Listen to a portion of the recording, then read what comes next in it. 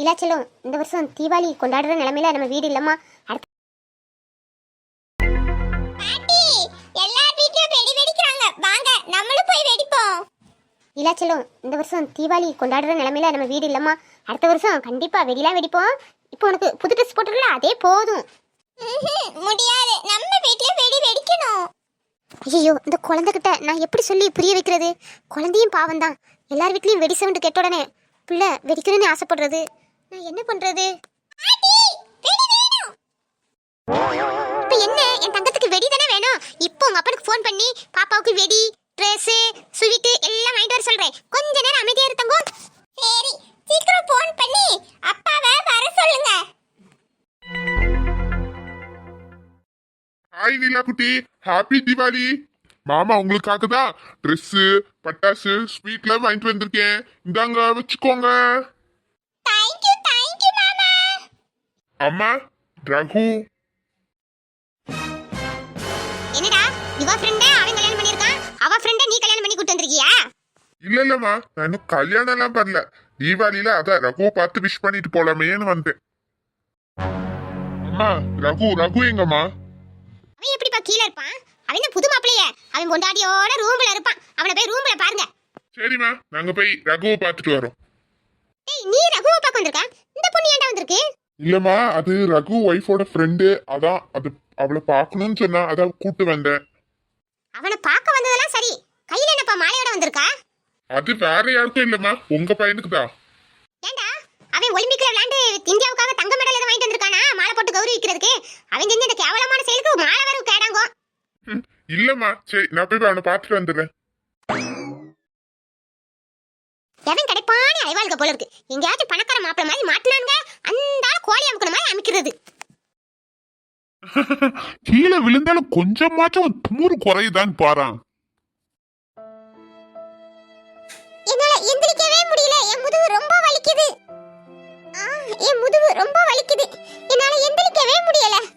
Sorry Sony, நான் வேணா முதுகுல தைலம் தேய்ச்சி விடவா? கைய மட்டும் கிட்ட கொண்டு வந்தான்னு வெச்சுக்கோ, உன் கைய சுக்கு சுக்கா முறிச்சிருவேன்.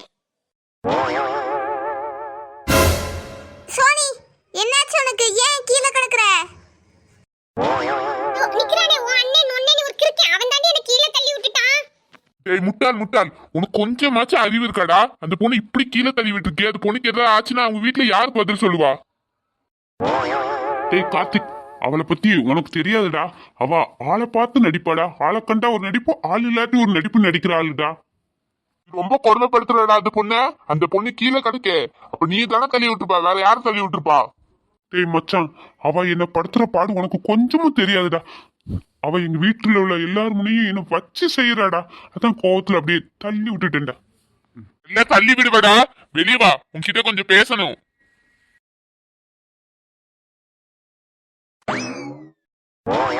பூமாரி, பேட்டானா உன் அண்ணனை பாரு. போயிட்டாருடி, நீ பார்த்து எழுந்துரு. அப்பாடி, அந்த ஆண்டக்கண்ணே பேட்டானா? சரி, நடிச்சது போதும், நம்ம எந்திரிச்சிட வேண்டியதான். இந்த வாரண்டி பூமாரி. ஏடி, அடிப்பட்ட மாதிரி கீழே படுத்து கிடந்த, இப்ப நீ நார்மலா எழுந்து நிக்கிற. நான் கூட உனக்கு ஏதோ ஆயிடுச்சோன்னு பயந்துட்டேன்டி. அதெல்லாம் ஒண்ணும் அவளடி, நான் நல்லா தான் இருந்தேன். எல்லாம் உன் அண்ணன் நான் பயங்காட்டுறதுக்காக நான் போட்ட சீனடி. அவனை இந்த மாதிரி பண்ணாதான் அவன் கொஞ்சம் என் வலிக்கு வாரான். அதனால அப்பப்போ இப்படி பண்ணுறதுதான். என்ன சோனி, உனக்கு கல்யாணம் ஆயிடுச்சுன்னா அவங்க சொல்லும் போது எனக்கு எவ்வளவு ஷாக்கா இருந்துச்சு தெரியுமா? ஆனா நீ என்னன்னா இப்படி சிரிச்சிட்டு இருக்க. என்னடி பண்றது பூமாரி, எனக்கே பெரிய ஷாக் தாண்டி. எனக்கு கண்ணு மூடி திறக்கிறதுக்குள்ள தாலியை கட்டிட்டான். அவன் வீட்டுக்கு வந்துட்டேன். எப்படியோ நடந்துட்டுடி கொஞ்ச நேரத்துல.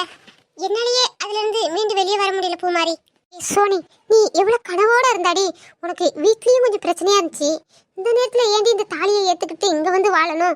இவங்க எல்லாத்தையும் பார்த்தாலும் எனக்கு பயமா இருக்குடி. நீ பேசாம உங்க வீட்லயே போய் இருடி. நானும் ஆசைப்பட்டு வரல பூமாரி. ஆனா அந்த நேரத்துல இவன் சொன்ன ஒரு பொய்யால எங்க அம்மா வெளியே போனி சொல்லி என்ன முடிக்கிட்டாங்கடி. நான் எங்க போறேன்னு தெரியாம இவனை பழி வாங்கணும்னு சொல்லி இவன் பின்னாடியே வந்துட்டேன். இப்ப என்னால எங்க வீட்டுக்கும் போக முடியல, இவனை விட்டு விலகவும் முடியாம உட்கார்ந்துகிட்டு இருக்கேன்டி. அதனால பிடிக்காத வாழ்க்கையில எவ்வளவு நாள் வாழ முடியும்? அப்படியே கஷ்டப்பட்டுக்கிட்டு அவனை பழி வாங்கணும் நீ இருக்க முடியுமா? ஏய், உன் கனவே நல்லா படிக்கணும் தாண்டி. பேசாம வீட்டுக்கு போ சோனி. நான் உன் நல்லதுக்கு தான் சொல்றேன். இதெல்லாம் சரிப்படாது. சொல்றதும் உண்மைதான் பூமாரி. நான் படிச்சு நல்ல வேலைக்கு போய் என் குடும்பத்தை நல்லா காப்பாத்தி எனக்கு நீ ஒரு அடையாளத்தை உருவாக்கணும்னு நினைச்சேன். ஆனா அது கனவோட போயிட்டு பூ மாதிரி என்னால இப்ப என்ன பண்ணன்னு தெரியல. இந்த பாரு, ஊரெல்லாம் தீபாவளி கொண்டாடிக்கிட்டு இருக்காங்க. நீ எப்படி இருக்கான்னு பாரு, பழைய ட்ரெஸ் போட்டுக்கிட்டு இருக்க. போன வருஷம் எவ்வளவு அழகான ட்ரெஸ் போட்டு நம்ம எல்லாரும் ஒண்ணா கோயிலுக்கு போனோம். ஏண்டி நீயும் உன் மண்டையில மண்ணள்ளி போட்டுக்கிட்டு இருக்கா? என்னடா கையில மாலையோட வந்திருக்கா? எல்லாம் உனக்கு தான்டா. எனக்கா? நான் எதுவும் நல்ல காரியம் ஒன்றும் பண்ணலையடா. இந்த பிசாச கல்யாணம் பண்றத தவிர வேற எந்த காரியமும் இப்ப பண்ணலையே. நீ ஒரு வார்த்தை சொன்ன பத்தியா கல்யாணம்னு, அதுக்காண்டிதான். கல்யாணத்துக்கும் மாலைக்கும் என்னடா சம்பந்தம்? நீ தானடா அன்னைக்கு ஒரு நாள் ஜவுளி கடையில சொன்ன, இவளெல்லாம் கல்யாணம் பண்றவன் முத நாள் ராத்திரியே தூக்கு போட்டு செத்துருவான்னு. நீ தானே அப்ப இந்த பொண்ணு கல்யாணம் பண்ணிருக்க. அப்ப நீ இன்னும் சாகலையடா. அப்ப நான் மாலை வாங்கிட்டு வந்த காசு வேஸ்டா. இது நான் சாவணுமா? ஏன்டா இப்படி படுத்தி எடுக்கிற அவள மாதிரியே? நான் அன்னைக்கு ஏதோ ஒரு பேச்சுக்கு அவ யாரையோ கல்யாணம் பண்ணிடுவான்னு நினைச்சு சொன்னேன். அது என் தலையெழுத்து. நானே கல்யாணம் பண்ணுவேன்னு எனக்கே தெரியாதுடா. அதுக்கு நீ மாலையோடயா வந்து நிப்பா?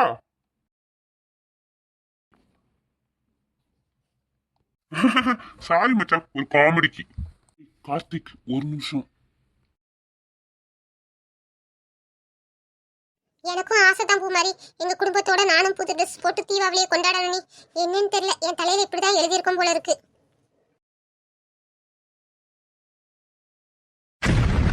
டேய், அந்த பொண்ணு பேசுனதை கேட்டியாடா? அந்த பொண்ணு எவ்வளோ கனவோட இருந்திருக்கு. அந்த பொண்ணு வாழ்க்கைய கொஞ்ச நேரத்துல இப்படி திருப்பி போட்டுட்டியடா. டேய் கார்த்திக், நான் ஒரு முடிவு எடுத்திருக்கேன்டா. என்னடா? என்ன முடிவு எடுத்திருக்கா? நான் அவளை கொண்டு அவங்க வீட்டிலேயே விட்டுடலான்னு இருக்கேன்டா. அவ கனவை அவங்க வீட்டுல இருந்தாதான் நிறைவேற்ற முடியும்டா. இங்க இருந்தா அவ மேலும் மேலும் என்ன பழி வாங்குறேன்னு பிரச்சனைய மேல மேல இழுத்துக்கிட்டே இருக்காடா. அதனால நான் அவளை கொண்டு நாளைக்கு அவங்க வீட்டுல விட்டுடலான்னு ஒரு முடிவு எடுத்திருக்கேன்டா. டேய், அந்த பொண்ணை திரும்பி அவங்க வீட்லயே போய் கொண்டு விடுறேன்னா அவங்க வீட்டுல உள்ளவங்க எப்படிடா ஏத்துப்பாங்க? பிரச்சனை பண்ண மாட்டாங்களாடா? யாரு எது சொன்னாலும் பரவாயில்லடா. அவங்க கை காலில் விழுந்துனாலும் அவங்ககிட்ட நான் மன்னிப்பு கேட்டு அவளை கொண்டு அவங்க வீட்டுல விட்டுருவேன்டா. அது தாலி தான் ஒரு பிரச்சனையா இருந்தா நான் தாலியை கடத்தோட தயாரா இருக்கேன்டா. அந்த பொண்ணு இங்க கடந்து அவதி போடுறதுக்கு அவங்க வீட்லயே இருக்கட்டும்டா. அதுதான் அந்த பொண்ணுக்கு நல்லது. டேய் மச்சான், இது விளையாடுற விஷயம் கிடையாது, கல்யாண விஷயம். எதுனாலும் பொறுமையா முடிவெடு, அவசரப்பட்டு இந்த முடிவை எடுக்கிறாதடா. இல்லடா, நான் தெளிவா யோசனை பண்ணி தாண்டா இந்த முடிவு எடுத்திருக்கேன். அவளும் அவங்க வீட்டை பிரிஞ்சு ரொம்ப கஷ்டப்படுறாடா. அவங்க வீட்டுல கொண்டு விடுறதுதான் அவளுக்கு நல்லதுடா.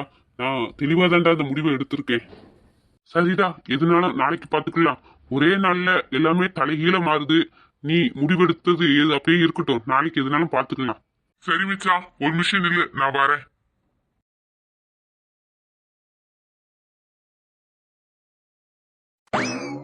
இவன் கபோர்டு கிட்ட போய் என்ன பண்ணிக்கிட்டு இருக்கான்? இந்த சாரியை கட்டிக்கோ. எனக்கு எதுக்கு சாரி? இல்ல, தீபாவளி அதுமா எல்லாரும் புது ட்ரெஸ் போட்டிருப்பாங்க. நீ இந்த ட்ரெஸ்ல இருக்கிறது எனக்கு கஷ்டமா இருக்கு. இந்த சாரி புதுசு தான், இதை கட்டிக்கோ. எனக்குலாம் நீ எடுத்து தர சாரி வேண்டாம். நான் இந்த சாரி கட்டவும் மாட்டேன். சோனி, அவர்தான் ஆசையா தராருல, வாங்கிக்கோ. இல்லடி பூமாரி, எனக்கு இவனையே பிடிக்கல. அப்ப இவன் எடுத்து தர சாரி எனக்கு எதுக்கு? எனக்குலாம் வேண்டாம். இத பாரு, ஏதோ எனக்கு உனக்கு இந்த சாரியை தரணும்னு தோணுச்சு, அதனால தாரேன். உடுத்தா விடு, இல்லாட்டி விடு. சோனி, இந்த சாரி என்ன சாரின்னு உனக்கு தெரியுதா? நீ தானே அவர் உட்பீக் வாங்குனதுன்னு சொல்லிட்டு அவர்கிட்ட வந்து கொடுத்த. அந்த சாரியை தராரு, ஏண்டி வேண்டான்னு சொல்ற? போடுடி. இல்லடி, அவர் காதலிக்கு ஆசையா வாங்கின சாரி, அதை நான் கெட்டது நல்லா இருக்குமா? பாரு, காதல் கீதெல்லாம் அதெல்லாம் முடிஞ்சு போன விஷயம். அதெல்லாம் நீ இப்ப விட்டுரு. இப்ப நீ தான் அவர் பொண்டாட்டி, அதை உடுக்கிற உரிமை உனக்கு மட்டும் தான் இருக்கு. நீ போய் உடுத்துட்டு வா. அப்படி சொல்ற?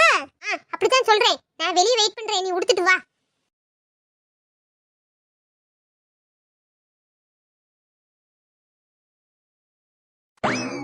என்னம்மா, அந்த கோவக்காரி சாரியை உடுக்குறாளா இல்ல அப்படியே தான் நிக்கிறாளா?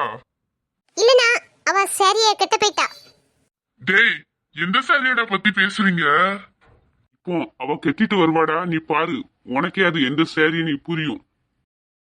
ஏய் மச்சான், கடவுள் எழுதி வச்சிருவார் போலடா, இன்னாருக்கு இன்னார் தானே. நீ இந்த சாரி யாருக்காக எடுத்த? வால் சந்தியாக்காக எடுத்த. ஆனா பாரு, இப்ப சோனி போட்டு வந்து நிக்கிறா. பெரியவங்களா சொல்லுவாங்க, கடவுள் இன்னாருக்கு இன்னார் தான் முடிச்சு போட்டு வச்சிருப்பாங்க. அது இப்பதான்டா எனக்கு தெரியுது. அது நிஜமாவே உண்மைதான்டா. இந்த பாரு மச்சான், உன் தலையில சந்தியா சிஸ்டர் பேர் எழுதலடா. சந்தியா சிஸ்டரோட தங்கச்சி பேரை தான் உன் தலையில எழுதியிருக்குன்னு நான் நினைக்கிறேன். பேசாம இந்த பொண்ணை ஏத்து வாழ்ற வழிய பாருடா, அதுதான் உனக்கு நல்லது.